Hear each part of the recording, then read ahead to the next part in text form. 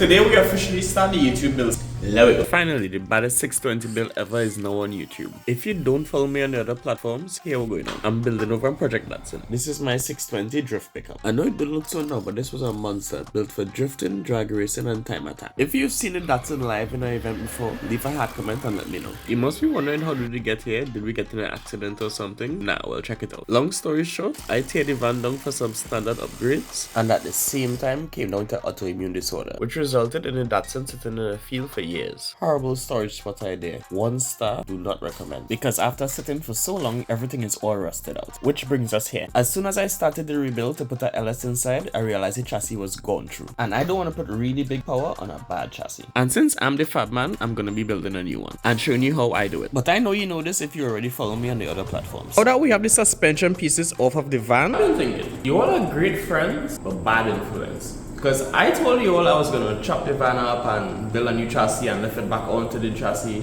And none of you all commented and say, that's a bad idea. Because that's a horrible idea. We're going to be building a whole new Project Datsun in the back. But we're going to be repairing this one, not dumping it.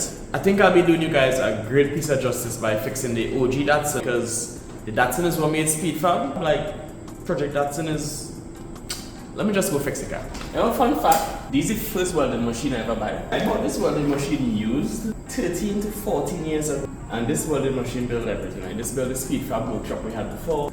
It built the first Datsun we had. This little camping machine here.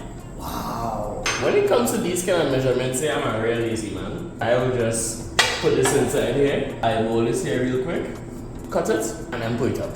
Now that I weld it to you, I'm going to raise the van up to put it into the rotisserie.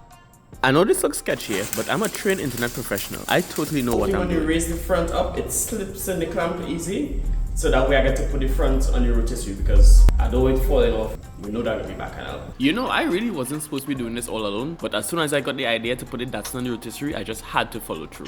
We almost have height. Now, I just realized I don't have anything to stop the car from rolling over. Yeah, this rotisserie has nothing to stop the car from rolling over. It's just two hubs welded on 2 pieces of A-frames. Yeah, it's that simple to make one. Once you know how to weld, you're bad. With welding, all things are possible. I weld off the front, I weld off the back. Hopefully when we take everything off, we don't just fall off or roll over. Enjoying the build so far? Well, we have a lot more and longer videos on the way. Don't forget to like and subscribe. Normal YouTube thing. Well, that works.